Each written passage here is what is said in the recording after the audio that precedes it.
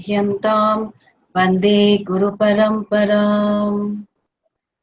Om Bhadram Karnebhih Shrunuyama Devaah Bhadram Pashemakshapiryajatraah Sthirairangaiः Stushtuvaagumsastanubhih Vyasheva Devahitai Yadayuः Swasti na Indro Vruddhashravaः Swasti nः Pusha Vishwavedaः Swasti nastaksho Arishtaneमिः Swasti no Brahaspatirdadhatu Om Shanti Shanti Shanti.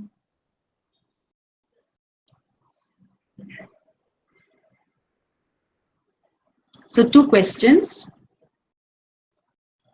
One question is the whole issue of perfection, and that you cannot find perfection in everything, isn't it? That was a statement that Pujya Swamiji made. So let's examine the word perfection. There are a lot of people who claim to be perfectionists.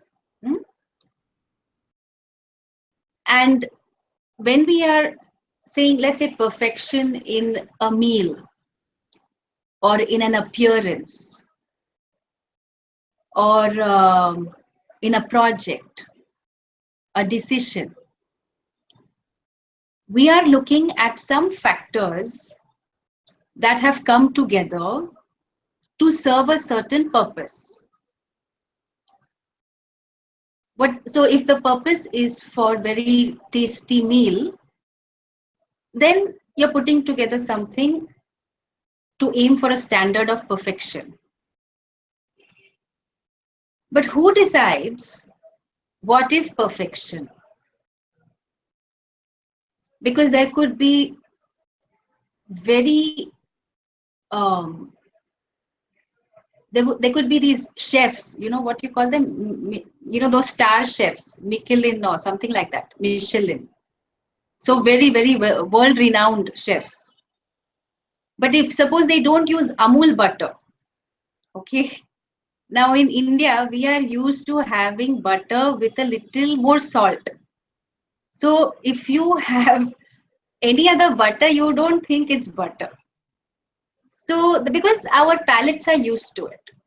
Suppose an Indian is judging the event and he will not think this is perfect because salt is less.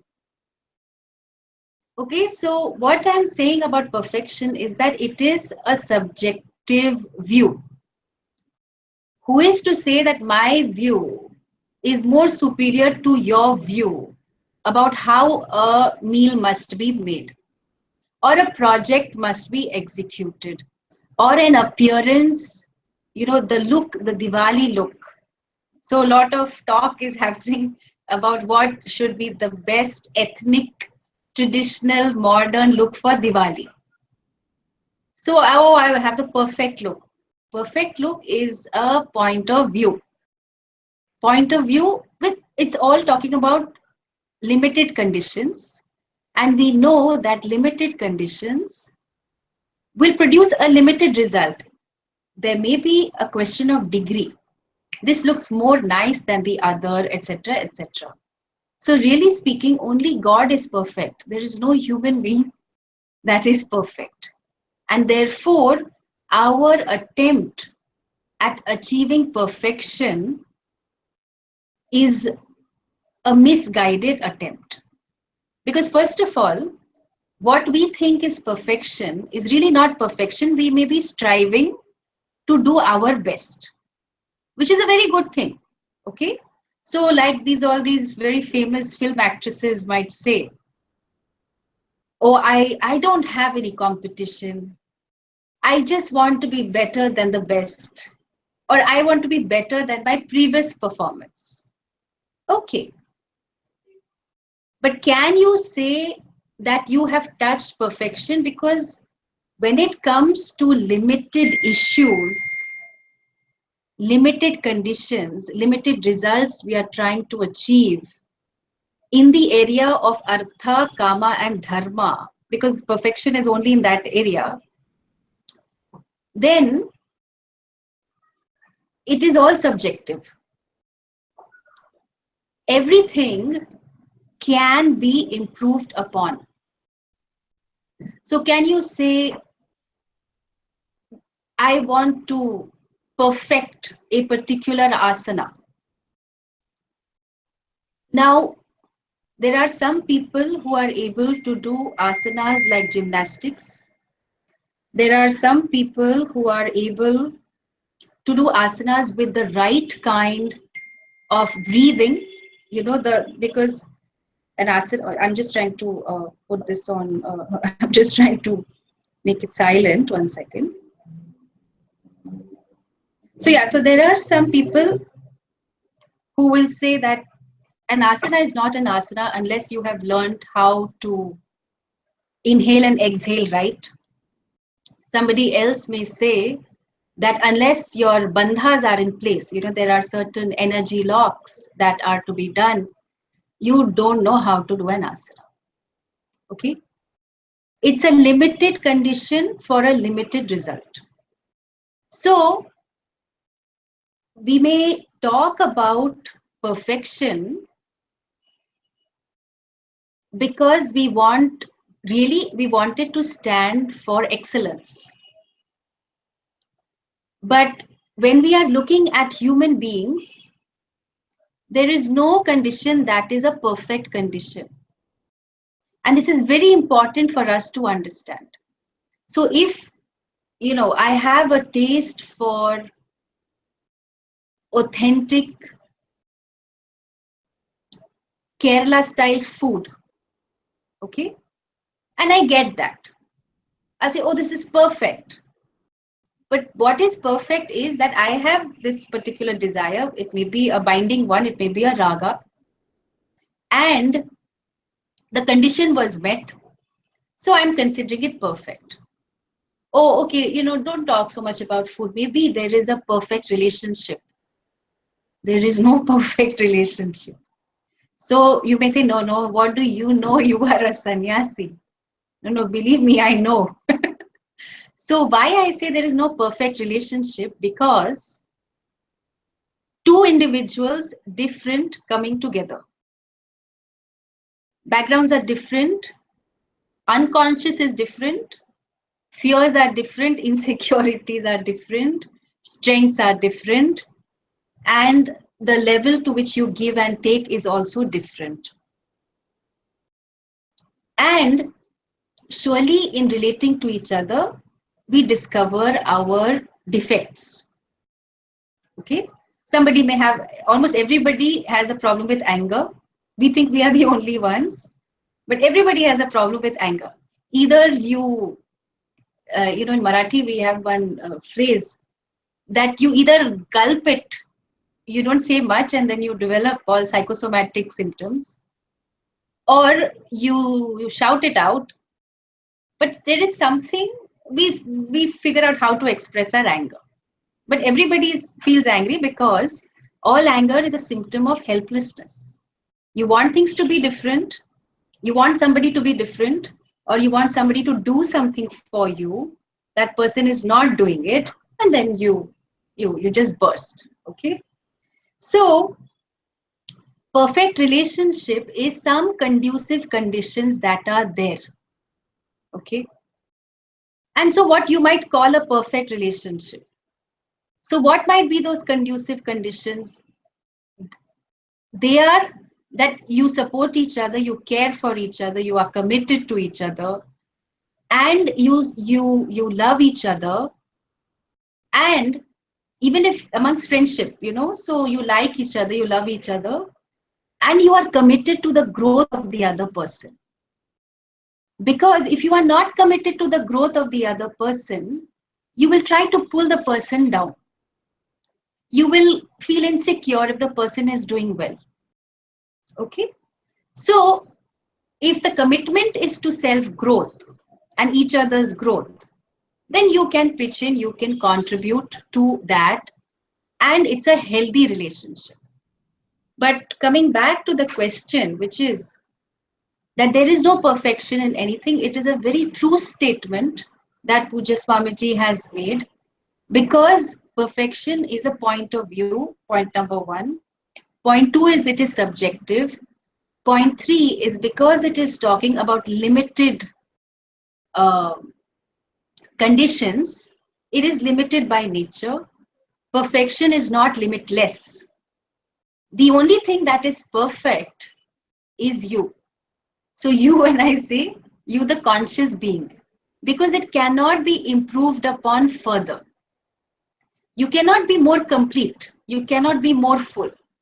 So, in that which is infinite, suppose you take away 1 gallon or tons of things out of it, you know, infinite is infinite, limitless is limitless. So you can't minus anything out of infinity. And therefore, we also recognize that when it is said, oh, perfection, you must aim for perfection and all of that, we are talking about excellence. Because sometimes, words, nice sounding words, they mislead us. And we get taken for a royal ride, we don't even recognize it. Yes, yes, I have to strive for perfection. So all the workaholics of the world, many of them striving for perfection, okay, and just they get into so many problems. Or perfect mother. So many mothers I have met wanting to be the perfect mother, and some of them have written books also. And then almost invariably, as happens in life, their child turns out to be such a rebel that all the things they have written on motherhood does not apply. And they are left scratching their head now, where did I go wrong? But that's the thing, that you don't give birth to the mind of your child. You give birth to the body. The mind as in Sukshma Sharira, the learning that you've carried forward from your previous lifetime, that's the unique you. And that's what gets carried forward. So once we know these things, then we will stop being harsh with ourselves. We aim for excellence, we aim to be better than how we are, all that is fine. But it is not like, we are training a dog, you know, or a horse or a lion, where you are very harsh. You can't be kind and you cannot be encouraging and all that. You have to use little carrot and stick kind of approach. So the stick approach, anyway, we are getting so much criticism from the whole world. We don't want to be harsh to ourselves. In the name of being better, you can just be encouraging.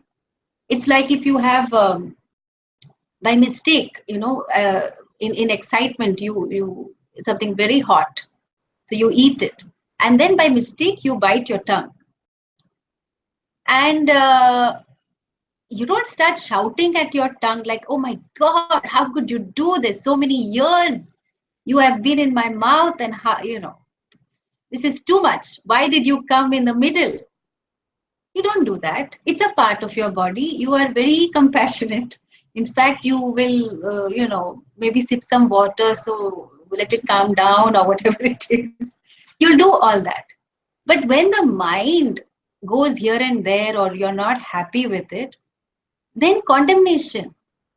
But that's also a part of you. I mean, the brain at least, or the sometimes, you know, in the way in which you think, it's a function, it's an instrument, antakarna. But then there is so much condemnation. We are very harsh with ourselves. We need not be. And for that, we need to be objective. That harshness will not get us anywhere. We are objective. Something needs to be done. It's like, okay, I bit my tongue by mistake. Okay, let me be more careful in chewing. Let me not get too excited because I like this gulab jamun. So, okay, slowly, I will eat. Then after some time, I forget about it. That's the approach we want to take to our mind as well. That you are kind, you are compassionate, and that you banish the idea of perfection from your minds. you retain excellence and keep striving towards it. In whatever be your sphere of operation, whether it's work or even even in a relationship, what is good enough for two people is what you figure out. You are not there to prove to the world that you have an ideal relationship, because it's between two of you, it's private, and you have a right to privacy. So whatever y'all think is okay, you figure it out, and make sure that the the values of commitment and honesty, respect, all of that is retained. It's difficult, but the effort is there. So that's good enough. Because otherwise, if we start expecting moksha from a relationship, we are in for very big trouble. Very big trouble. And most relationships break up because of that. Because you expect the relationship, the perfect, I have the perfect, first of all, I strive for the perfect relationship, and then it's always elusive. And then sometimes when conditions are very conducive, all good according to what I think is okay, then I start to control it. Now person went away from that condition little bit. Earlier person was spending more time with me. Now in-laws are here or something like that, not spending time with me. So I can be okay, matter of fact, I can be understanding, or I start controlling people. I start controlling the person. I will start being manipulative. And because that perfect condition, what I thought had to be achieved. So our commitment is to self-growth. Our commitment is not to perfection. And we the more objective we are about relationships, about conditions, about situations, about ourselves, we learn to relax, because there is a lot of relaxation in being objective, because the commitment is to truth. And that's the verse we were looking at. The commitment is to satyam.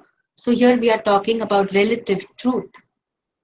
And truth it goes all the way meaning all the way to the absolute satyam, the understanding of the absolute reality, that is satyam.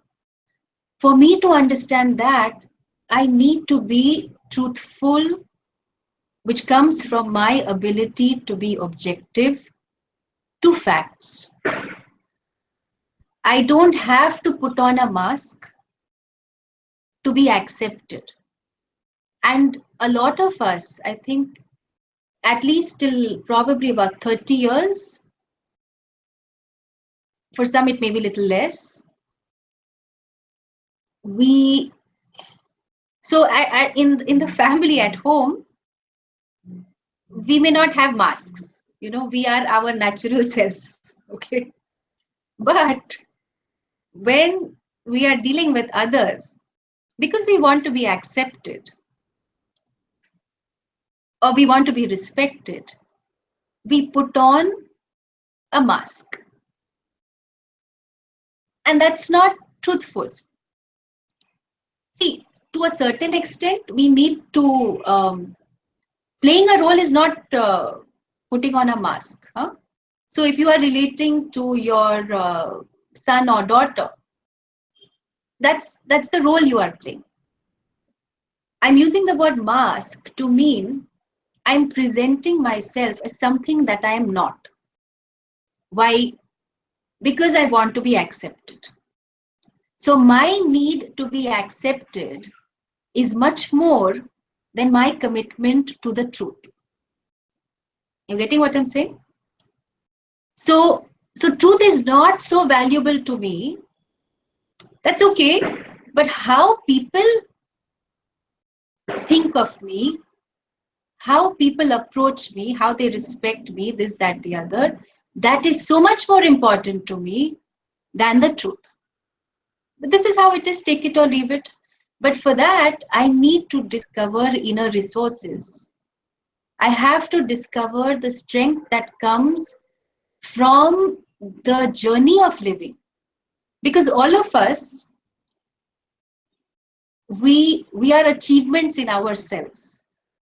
You know, this book, which I recommend all of you read if you have not read, it's called Rearming Hinduism by Vamsi Juluri. Okay, I might just write it. Of course, this is more, it's more in the context of, it's not Vedanta, but more in the context of Dharma and Hinduism. One second, let me just. And I love his opening line. And his opening line says, you are an achievement. Not you have achievements, you are an achievement. And then he goes on to talk about the fact that because of the background, etc., and being Indian and all that, and then a few more things he goes on to say.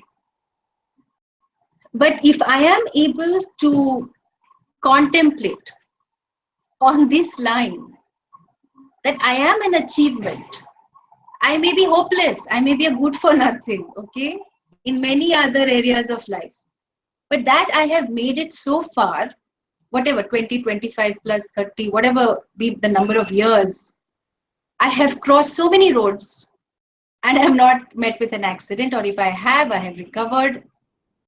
And so many viruses, bacteria, I have survived. Relationships, I have survived. Death of some loved ones, I may have survived. Okay? So the more we think about all the things we have gone through, and we are still here, and we are pursuing perfection, that is Bhagwan, then you begin to think, yeah, that's true. I'm not making this up, it's true. If you think about the facts and what all has led you to where you are today, all the supportive, all the constraining factors, then definitely you are an achievement. So, if I am a person who gets angry very easily, wouldn't it be better if I don't show that side of my personality? Yes, than being truthful and expressing it, which would be taking out my anger on others. So first of all, you are right. And going back to what Dilip also said, we don't want to victimize anybody with our anger. It's not fair to the other person. Okay. So that's point one. Point two is, if there is some injustice happening, you will get angry. Anger is actually a good emotion. I don't think there's a major problem with anger. Only if it's too intense and it cannot be expressed properly, then there is a problem. So what is said in the Gita, we have to remember that just being truthful is not enough. If you really want to make speech a discipline, okay? So everybody talks, but not everybody has a certain discipline when it comes to speech, what we call vak tapas. So tapas related to vak, the organ of speech. And there are four factors, maybe five, which contribute to a discipline of speech, which is what? Of course, speak the truth, but speak so that it is priyam, it is pleasant. So you say, oh, exactly. So priyam, so I'm not a hypocrite. I will say it like it is. Say it like it is. But make sure that you are not trying to hurt the other person. Because a lot of the times we do that. In fights between couples, you will go to the family of the other person. Then you will go to, oh, but your parents were like this, and your mother was like this, and your father was like this. So, if you remember our parents fighting. So see, you have spoiled this. You have spoiled this one. Too much freedom you gave. Or you did this, or you did that. Satyam, it may be true, but it is not priyam. It is not pleasant. And also hitam. Hitam meaning that is it helpful to the other person if I show my anger? So while disciplining children, it may be helpful to show your anger. So people say, oh, mama is not very happy with what you are doing, or I am hurt because, so the child in all enthusiasm and exploring energy will hit and do all that, and you say, no, no, no, I am getting hurt. So you understand, and even suppose your child slaps you, okay, so you are able to say that this is you will shout, and you will say, this is not right, please do not do this again. Okay, if you want to hit, you can hit something else, you get one bean bag or whatever it is, and then the child can start hitting, because a lot of energy which has to be expended. Anudvegakaram, it should not cause agitation in the other person. So definitely be truthful, but express it in a way that you are in charge of your anger. See, a lot of times what happens is we are not in charge. It just takes on a momentum of its own, and then we are left wondering, oh my God, where did the words come out from? You know, and then half of the times we are just regretting what we said, why we said, etc. And then there are some people who will justify saying, I never get angry. But if I get angry, then you've had it. Okay. So, but please get angry. Why you want to wait for until one pressure cooker stage is reached? So, because we don't know how to be firm, then we end up bursting like a pressure cooker. So, there is no logic in that. If something is not appropriate, then you learn to deal with it. So then you will find you don't get angry a lot. And um, going back to Nirmala's question in terms of hurt and guilt. See, these are all emotions given to us. And if these are emotions that are given to us, then, Ishvara is pervading us. There cannot be a fault with me. This is very important for us to recognize that I am pervaded by the order of Ishvara, and I am okay.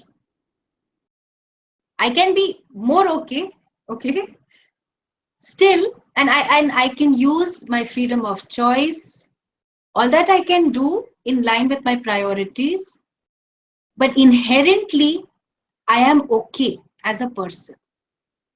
This is a very important fact we need to appreciate. Because even if I want to change anything about myself, if I don't see any inner strength, how will I change? If I don't recognize my support systems, how will I deal with anything? The support system may be in terms of the strengths I have as a person, or people who are supportive in my life, or, oh no, I am a very lonely soul. Okay, some books I have read, so some inspiration that is there for me, some role models that are there. So something or the other, or that, I have been given a good education. So there are so many support factors that we have, which we need to dip into to deal with something. So going back to the question, that is, how can hurt or guilt be a good emotion to have? Here I want to share an incident where, when I was training for to be a psychologist, we, as a part of our internship, we had to visit different hospitals, psychiatric wards, and as a part of that, we were given the option of visiting a psychiatric ward that was in a prison. I mean, actually, a prison in a psychiatric ward. So nobody took the option, but I said, okay, no. So I've had this, what as they say, kida. I said, okay, I want to take this option. Okay. So you walk into the place, and there are all these men in these different cells, and and you walk in, and then you're wearing like a white lab coat, so to show you're the doctor. So everybody, all medical people, they would all wear it, although I was not a medical doctor. And then they close the doors behind you. So you are there, and then there are all these men, and all of them have disorders, mental disorders. And then I was supposed to talk to this one man who was a serial rapist. Okay, so at that time, so all these feminism ideas and all that, I was like, oh my God, like, oh, I have to talk to this fellow. Oh God. So anyway, as a part of our interview, we ask questions and basically taking the case history. And he said something. I said, you are in here for doing certain things. So what do you now, since few months have passed, what do you think about it? What do you feel about it? And he said, I have no guilt about it. Okay. And that statement has really stuck with me, which is that if I do something wrong, just look at the order of Ishvara. If I do something wrong, then most of us, we will feel guilty. Because that, hey, I wouldn't want to be treated like this. And so, I made a mistake. Shouldn't have done it. It's a check mechanism we have. But if you don't have that, then you can go about doing anything, because dharma is not the framework for your functioning. And there is no question of guilt. You can do a lot of good things for others. So then the question of guilt doesn't arise. But if you do a lot of wrong things also, there's no question of guilt, because guilt keeps us in check.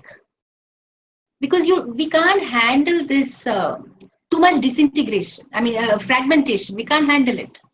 So I want to do something, but I feel but something else is happening, and then you feel fragmented.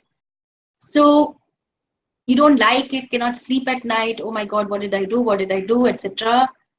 It's a good thing, because dharma is the basis for society. And then, as we will see in this verse, next verse, Satyam Jayate.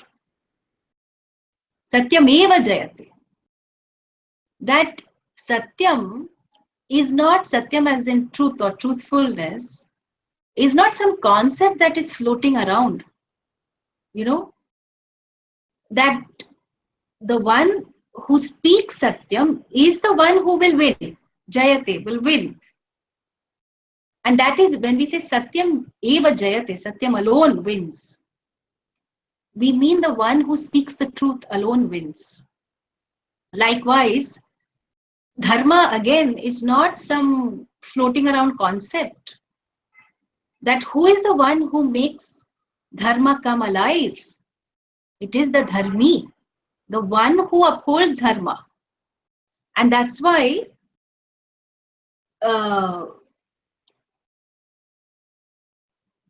Vyasa says also in the Mahabharata that with uplifted arms I declare that to gain artha or kama dharma is the only means. To gain security, pleasure, the only way to go about it is dharma. And that is what will keep society going. So Solvik says, fantastic, it's related to responsibility. Wonderful. So I want us to recognize that guilt is an emotion that's given to us. It is a natural emotion, and there is an order to it, because it keeps us in check. Of course, we don't want to feel too guilty. So then if our commitment is to truth, we'll do the appropriate things. The chances of us feeling guilty will be very, very few. Likewise, even hurt. Imagine, the skin is the largest sense organ, right? So you have sensations all over. Suppose you walk into the market and then suppose the sensations are not there, okay, for some reason they are not there. Something may be cut off, something may you may leave behind, and you will come back, and then your whole body is not intact.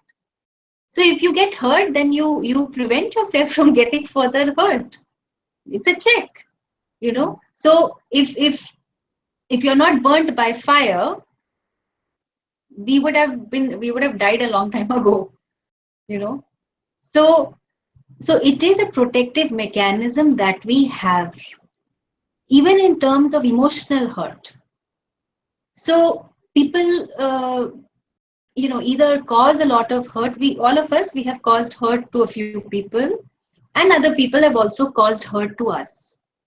But if it's getting too abusive, then there is a certain threshold that I am not going to tolerate more than this, you know, or I am not going to hurt somebody so much just because the person is so dependent on me. Because a lot of the times we enjoy the power we have to hurt, you know. So these are very subtle dynamics that operate because we enjoy. Nobody will admit it, or very few people will admit it. But when the other person is crying, and especially when you have told them that, you know, you did the wrong thing and this and that and everything, and then the person is crying and everything, then at one level you quite enjoy it because you recognize the power to hurt. So the in response to this whole thing of hurt and guilt, they are emotions, human emotions given by Bhagwan. They are helpful in terms of a protective mechanism, but we do not want to define ourselves by emotions. So, oh, once bitten, twice shy, I had a very bad relationship. So now, all my life, I am living in fear. Why? Because I was so hurt by somebody.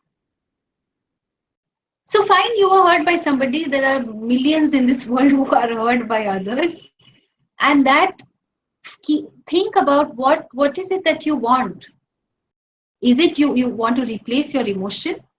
Or you want a good, healthy relationship with somebody which is based on respect and trust, companionship, and moving ahead in your life goals? If that's what you want, then shift attention. Or this angry young man. So angry young man as in Amitabh Bachchan. So angry young man is okay if the situation demands you to be angry. Okay, so a lot of social injustice, so they are angry all the time. So I know, because in the area of social work, I was always dealing with activists. And they thought, like, how can you, and they would always be very puzzled with me, because how can you feel so passionate about an issue and still not be angry about it? You know, because if you feel passionate about something, then you have to feel angry. You know, that's what people think. And I'm like, there's no need to be angry because you recognize all the factors in a given situation. You do what you can, and you hope that in time things will change. So many people came. Krishna came, Bhagwan Krishna came. How much has changed, honestly? Okay. Bhagwan Rama came. So some changes happened and Dharma got reestablished and all. So by me getting angry and all, I am not going to waste my energy over it. You do what you can, and if we can channelize anger, channelize hurt, channelize guilt, then it's very, very beautiful. Very beautiful. So first we try and reduce the intensity of our hurt and guilt. If we feel guilty about something, clearly we have done something wrong. And therefore, if there is a need to apologize to somebody, to make amends, Prayaschitta is a very important concept for us. That in fact, we don't have the word sorry.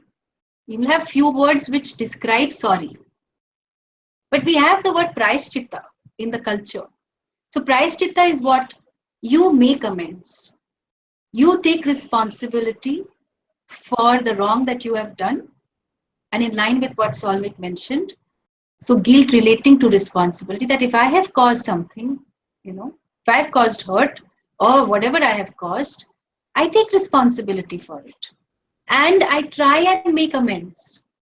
It may not be possible to make amends if one has separated from the person or person is dead and gone, but still we try and complete the relationship in the context of, um, there are certain processes. You can talk to the photograph, or you can imagine the person is in front of you and you can do that, or you can reach out to other people and help them.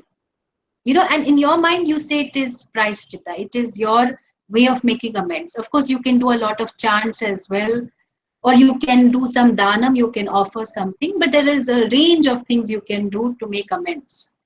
But most important, that it's better to make amends with the person if the person is available, you know and don't expect that just because I, great person, mighty Humpty Dumpty, who has come down and now is going to make amends, so the person should accept my apology. Not necessary. There is no guarantee. You are doing it for your sake. Likewise for hurt also. So first we want to we want to be objective enough to recognize that, is my hurt justified? See, sometimes we can be very touchy. Anybody, anything they say to us which is not complimentary, will start crying or will start getting very angry. So, people are not there to massage your ego. Like, let's get that straight. So, if they are saying something and if it hurt you, first of all, is it objective? What they said, is it objective? Okay, if it is objective, then okay, it still hurts, but let me examine it. No, it's not objective. The person has gone totally overboard. Then respond that, no, I don't agree with you. And what you have said has really hurt me, and please don't do this again. You can say it. Instead of saying, oh, you don't care for me, how you are talking like this to me, etc., etc. So we just go into unnecessary drama. Not necessary. So if we learn to express all our emotions appropriately, then we will find that we don't have regrets. We hardly have any regrets, because you're living a conscious life. You're leading a deliberate life. There is no scope for mechanical reactions. There is no scope, because we have certain conditionings in the way we live our life. So some threat comes up, some of us will go into our shell. Some of us will want to fight it out. Some of us will gather some more people and say, okay, now let us deal with this. So everybody has a certain pattern, a way of responding. But does the situation require this pattern? So you walk into a party and then obviously, lots of people are there. But no, I don't like parties. Then don't go. No, I want to be in one corner. So what are you going to achieve by being in a corner? If you are there in a party, then you socialize. No, but I am not these types. So hold on. Why are you looking down on the others who are drinking and dancing? That's their way of enjoying. Let them enjoy. If you are happy with your way of enjoying, you enjoy it. But this pseudo stuff, artificial. No, I am very evolved. I don't do this. I don't do that. All ways to find self-acceptance. And anything we do, it will just be good enough, and which is fine, that the only way I can discover myself to be perfect and have the self-acceptance I desire is to discover the reality that I am. Nothing else will satisfy me. Nothing else. Because even if somebody tells you, oh, you are wonderful, you are Indra, you are Chandra, nobody can be as wonderful as you are. So initially you will enjoy it. Then you might start doubting. Suppose a person looks admiringly at the other one. So I can see you are admiring that person. You think I am also like that? So then now the person is caught. So, but because now I want to control, You cannot admire X, Y, and Z. You should only admire me. So now I'm trying to hold on to this conducive condition. And again, all the time, my emphasis is on externals. And because it's a limited condition, obviously it is going to have limited results.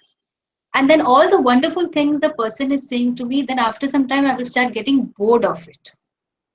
Because of that diminishing marginal utility. That kicks in. So that you have been saying this for so many years now. So like, one office colleague I had, so I would find he is always messaging. So I said, we're working on something like, can you keep the phone aside? And he said, no, it's not going to take me much time. I have saved 10 different types of messages for my girlfriend. So, because she needs to hear this all the time. So every 2 hours, I have to send her different things because she'll catch me. She'll catch me if I'm sending the same kind of message. So I've saved everything. So, ma'am, don't worry. I will just give me a few seconds. I will finish it. So, because now the girlfriend wanted to hear all these wonderful things at regular durations to feel completely acceptable. And of course, our friend here, he had devised a very ingenious method that he does not waste too much time at work. And of course, he's able to do this. But if your girlfriend were to find out, oh, he did not take the trouble to type, he just saved everything and he was sending me one after the other almost mechanically, then she won't like it. Yeah. So that's in terms of response to the 2-3 questions that were there. And I noticed that we have not gone into the verse. So are there any other questions?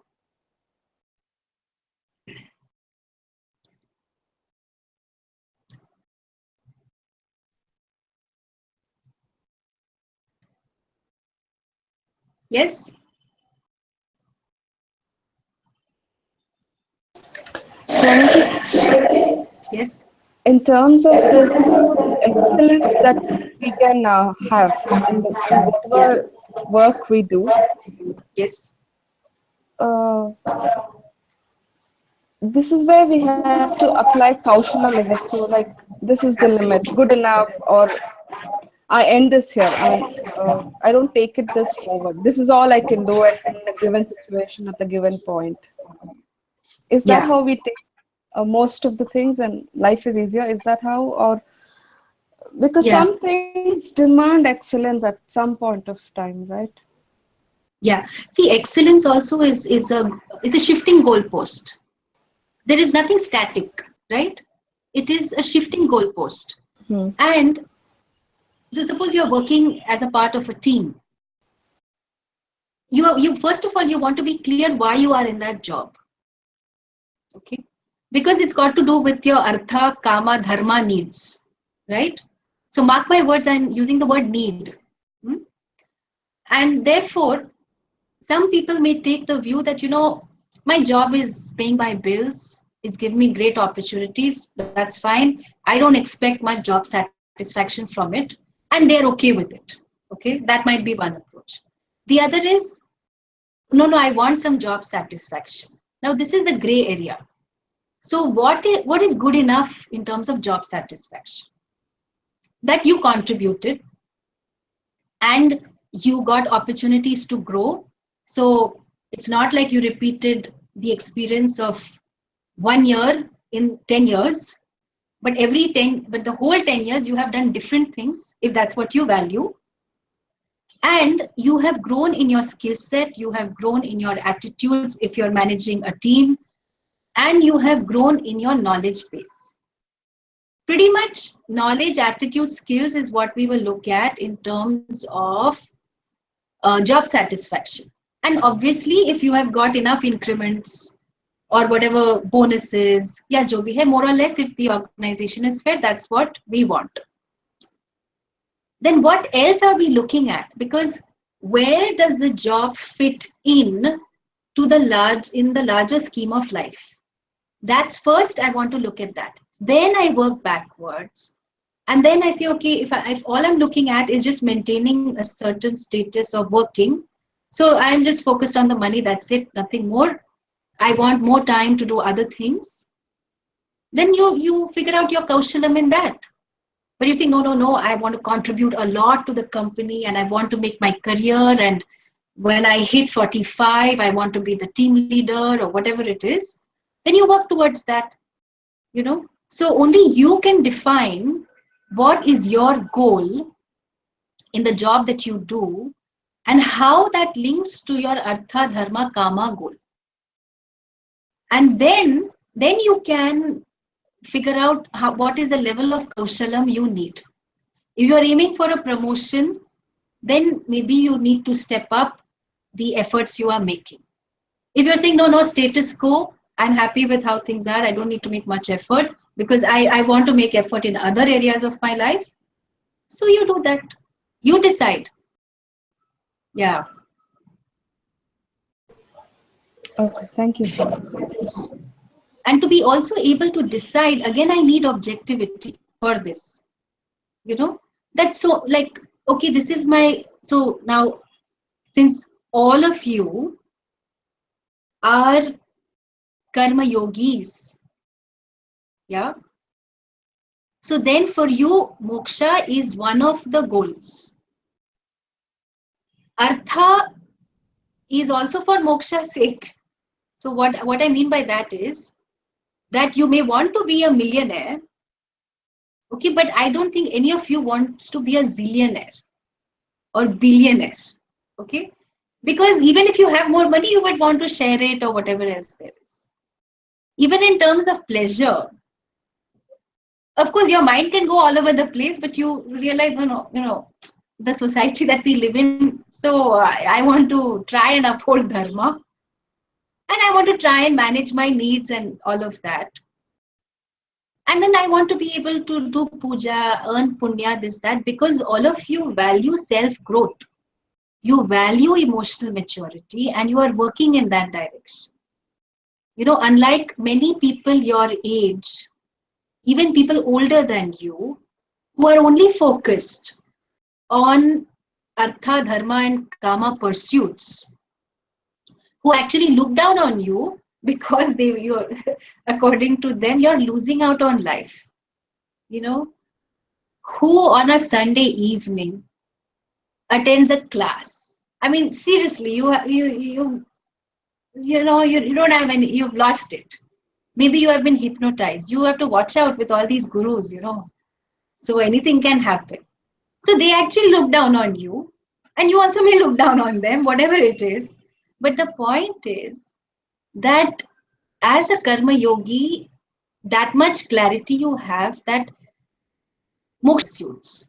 It's not my immediate pursuit, because if that was the case, then I would have kept aside everything and I would have run, and that would have become my full-time pursuit. But I have all these other pursuits, absolutely valid. But my ultimate pursuit, like moksha, definitely is my ultimate pursuit. Right now, immediate things I have to take care of, and that's my commitment. It's my duty. It's my responsibility, and I do that. So then, self-growth, maturity is really what determines what I do, how I do in work, you know, even in family. Because now we are no longer looking at the excellence in action, kaushala, not, I won't even call it kaushalam, excellence in some kind of action, as a way for me to feel okay. Of course, I'll be happy if I do well.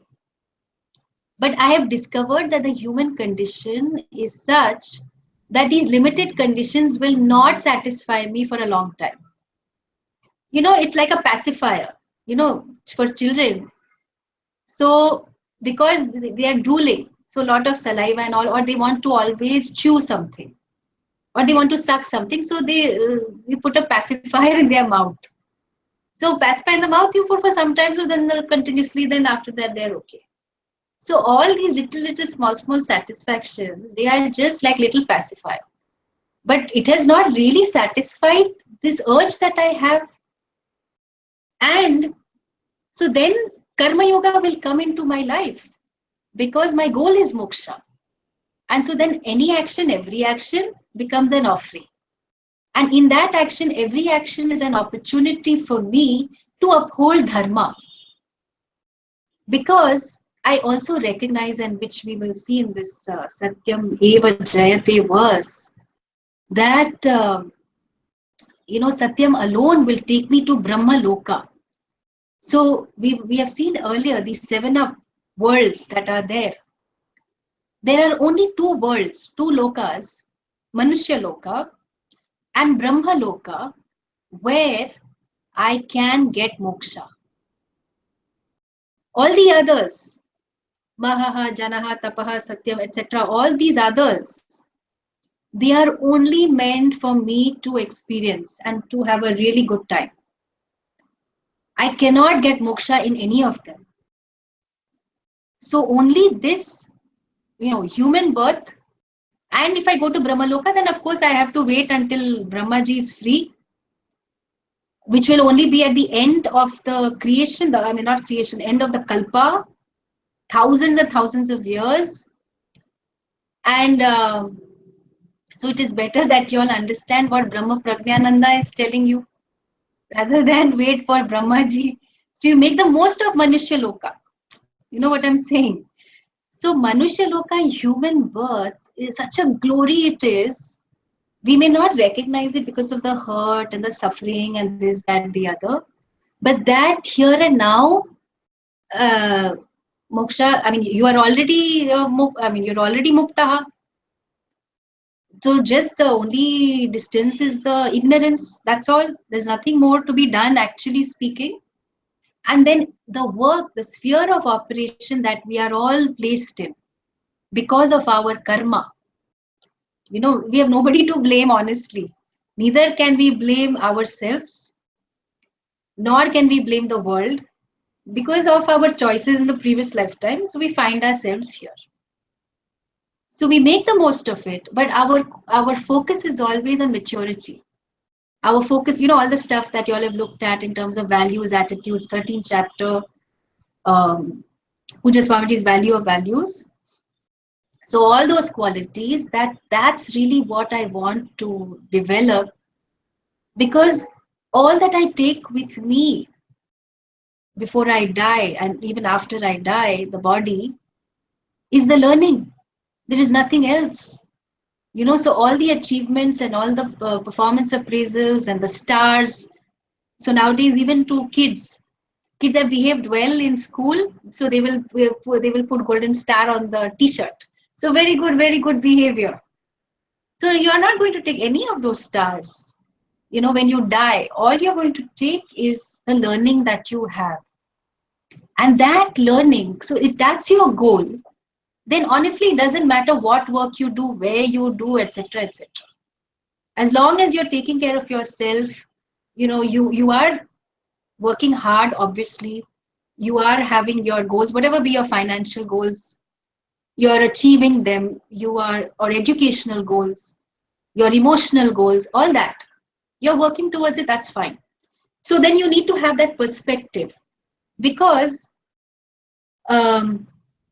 managers, if they don't have spirituality as a background, then they can drive you crazy, because they'll think like life means work. And if you're not working hard, they will make you feel guilty about it.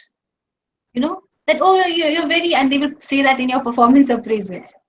So there is no enthusiasm, there is no fire. So can you explain that? Other people, they work 10 hours, 12 hours. You just leave by after 8 hours. So, but I'm efficient. I managed to do my work in 8 hours. No, there is no fire, there is no passion. Okay. So, because their paradigm is different. So, but for all of us, if we have that clarity that this is really what we are aiming for, and that relationships, children, everything, whatever I want, all that is helping me to grow up into an adult, and as an adult, the whole glory of being an adult, being able to exercise my choices, being able to contribute, being able to enjoy life, being able to think clearly, being able to feel deeply, not get afraid of my emotions, and be able to act very decisively, very clearly, because you're clear about what you want, where you're headed, etc. So not always, oh, should I do the right thing? Did I really lock the door? Have I not locked the door? Etc. etc. So that's okay. In terms of locking the door, always doubt. But that that even a decision is not a perfect decision. It's a good enough decision at that time. Given the information you had at that point in time, either you were forced to make a decision or um, of course all of us procrastinate, right? Nobody makes quick decisions, so we always feel, no, something better will come along, or I want to have all the information before I make the perfect decision. But there is no perfect decision. Good enough.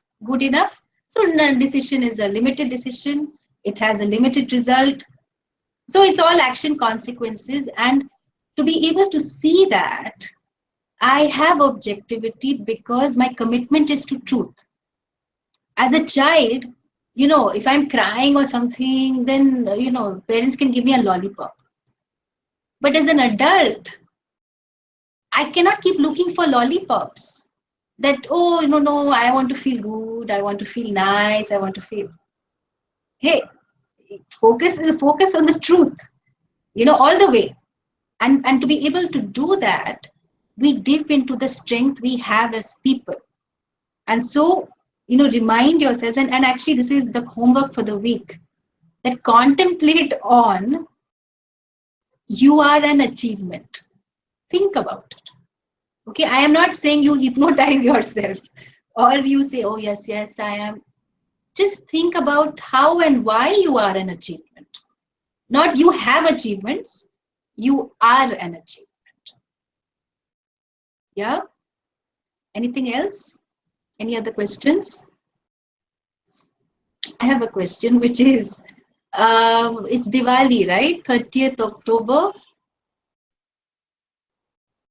So I'm okay to have class when we. Wonderful. That's true. What he mentioned is very true.